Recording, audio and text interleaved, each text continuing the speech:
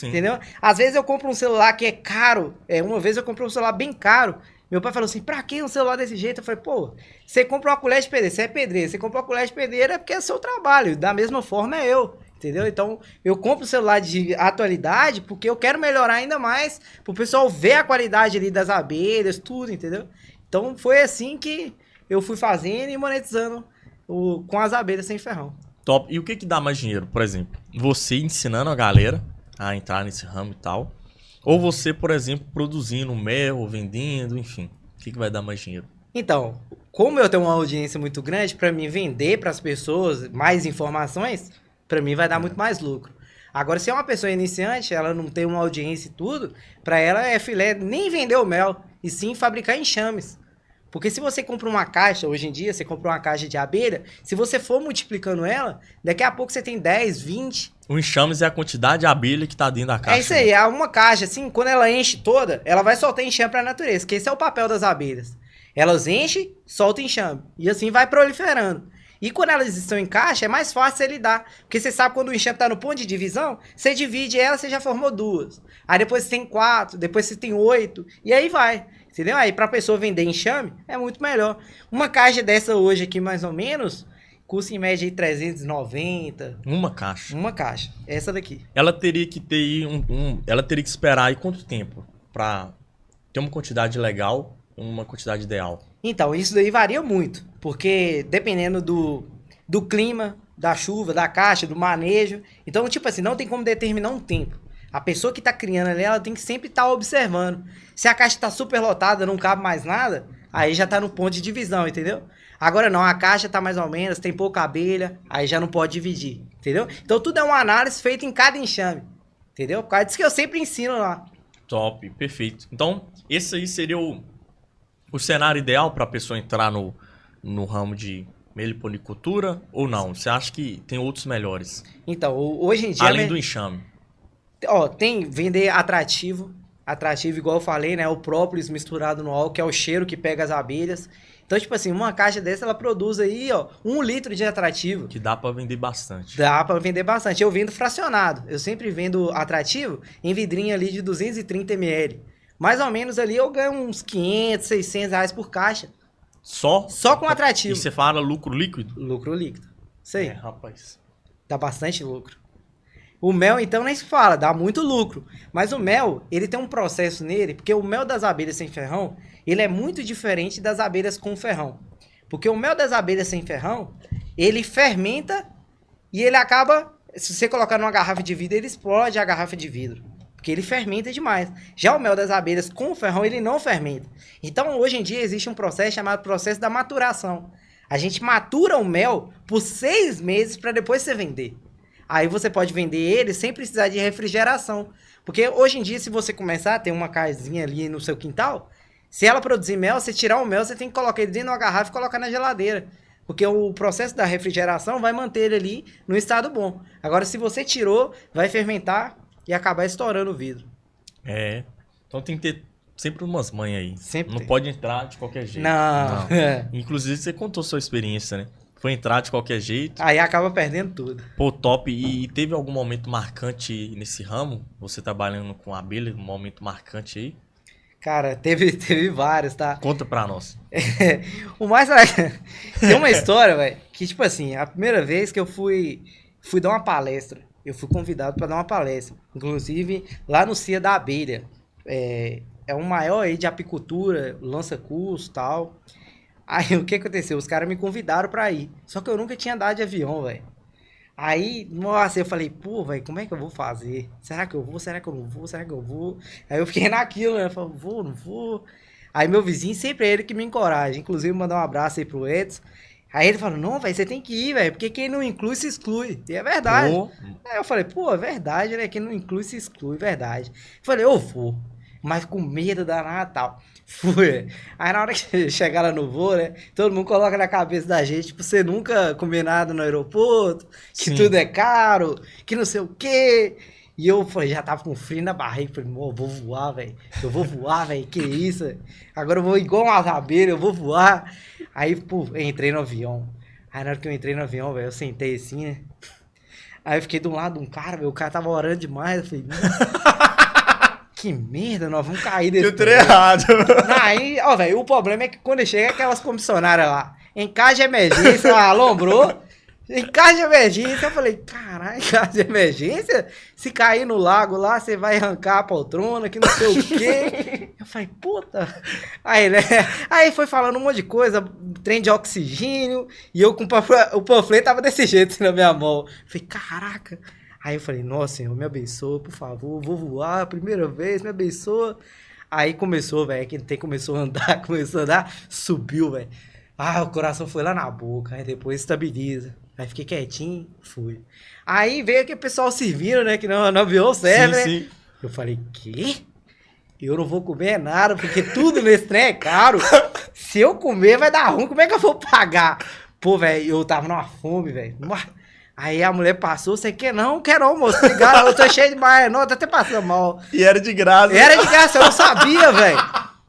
Eu falei, puta que pariu, não dá não. Aí fui. Aí, tá bom, o avião foi e desceu, né? Eu tinha que pegar outro voo. Aí depois que o avião desceu, eu vi que todo mundo meteu o pé, ninguém pagou nada. Eu falei, pô, velho, que isso? Eu não entendi nada. Aí eu fui no outro voo, falei assim, caraca, no outro voo eu vou comer pra testar, né? Eu falei, eu vou pegar pelo menos uma água, se no outro vou cobrar, pelo menos uma água tem que ter pra pagar. Não é possível também. Aí foi, rapaz. Aí no outro voo eu peguei a água, tava minha barriga roncando, a água nem queria descer. Aí eu fui, peguei uma água. Na hora que eu desci, eu descobri que não era dentro do avião que cobrava, era no aeroporto lá embaixo, entendeu? E essa história eu contei lá pro pessoal. Todo mundo riu na minha cara, velho. Foi muito engraçado. E essa parte aí foi muito bem engraçada. Que isso, velho. Que doideira. Pô, galera que tá no YouTube aí, manda sua pergunta, pode mandar sua dúvida, deixa seu like. E não esquece, tá? Compartilha pra gerar a nossa live. Inclusive, tem uma... Cosme Oliveira, boa noite. Quanto custa um exame de abelha uruçu cinzenta e uruçu nordestina? Qual das duas que se dá no local mais quente? Então, vamos lá. Essas duas abelhas são abelhas de clima quente. Então, todas as duas se adaptam muito bem, tá? Uruçu nordestina é mais pro Nordeste e uruçu cinzenta é mais pro Maranhão, entendeu?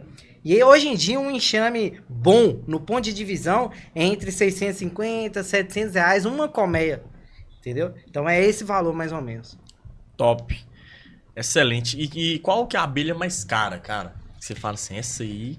Então, toda abelha que o pessoal falar que é ameaçada de extinção, essas são as mais caras. Hoje em dia, na lista de mais procuradas, é chamada uruçu-boi. Que é essa que tá falando? Não. Essa é uruçu, Essa que eu tô falando é uruçu-boi. Tá, essa que ele falou é uruçu... Cinzenta. E nordestina. Essas tá. Não, essas são muito comuns. A uruçu-boi hoje em dia é uns 10 mil reais uma caixa. 10 mil? Uma caixa. É uma abelha super rara. Super rara. Você produz ela também ou não? Não. Essa daí é difícil de achar até pra comprar. Quem tem não quer abrir mão.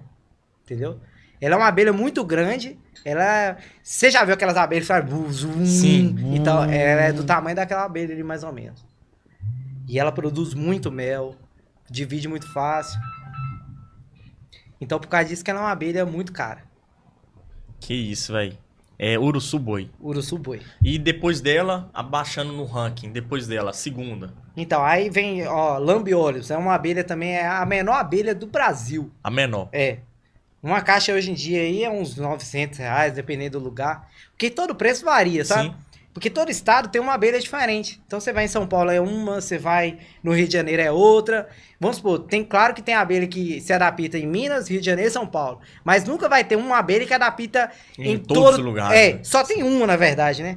Só tem uma, que chamaram Jataí. É a mais comum e tem em todo o território brasileiro. A Jataí, ela se adapta no frio, no quente, em cidade, em zona rural, em qualquer lugar ela se adapta. Arajataí. Jataí. E o valor dela é em torno de A Jataí é tão comum que hoje em dia, na isca assim, quando a gente pega, é 40 reais que o pessoal vende. Já na caixa, eu mesmo vendo as 200, tem gente que vende 150, variando esse preço. É uma das mais baratas é ela. Que isso. E, ó, e lá no seu, como que eu posso dizer, é campo que fala? Na minha casa mesmo. É, pode ser na sua casa. É, na minha casa. Lá na sua casa, quais espécies você tem? Então, hoje em dia eu tenho uruçu amarela. Tá. Uruçu boca de renda. Boca de renda. Eu tenho mirim. Tenho jataí. Eu tenho a marmelada, tenho tubuna, mandaguarinha amarela, deixa eu ver, tem o borá. É só, por enquanto, são essas. Cara, você tem 8 espécies, é muita espécie. Existe quantas espécies? 300 só no Brasil. Só no Brasil. Só no Brasil. Cara, é muita coisa, cara. Muita Você coisa. tem 8. A mais valiosa aí dessas que você citou é qual? A uruçu amarela. A urso amarelo. Uma caixa mais ou menos lá eu vendo 650, 700, por aí. Essa faixa de preço.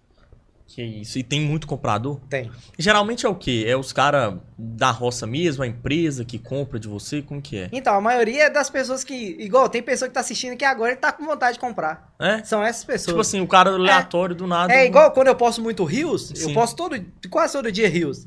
Quando um Reels viraliza, um monte de gente me chama no privado. Pô, você tem aquela abelha que você fez esse vídeo e tal pra vender? Aí muitas pessoas eu nego vender. Porque tem pessoas que vai marinheiro de primeira viagem. Só Aí a pra- pessoa quer comprar, mas não sabe cuidar, não sabe alimentar. Aí eu falo assim, pô, eu vou vender pra você, você vai perder. Aí não. Aí eu ofereço a pessoa um curso, eu ofereço ela as aulas gratuitas que eu tenho no YouTube. Tudo pra pessoa primeiro incentivar, entendeu? Porque se a pessoa tá iniciando, eu recomendo não comprar enxame. E Comprar até- é um erro. Isso aí é até bom, porque você faz a pessoa aprender sobre o ramo e se ela compraria, por exemplo, só um exemplo, uma caixa, ela aprendendo, ela vai comprar de você várias É depois, isso os produtos, É né? isso aí. Então você fez, isso aí é o funil, né? É o funil que fala, Rafa. É isso aí. Esse é o funil do cara, o homem é inteligente. Aí o que eu ensino pra pessoa? Primeiro, a pessoa não comprar abelha. Porque se ela compra, ela não vai saber lidar. Ela nunca teve contato.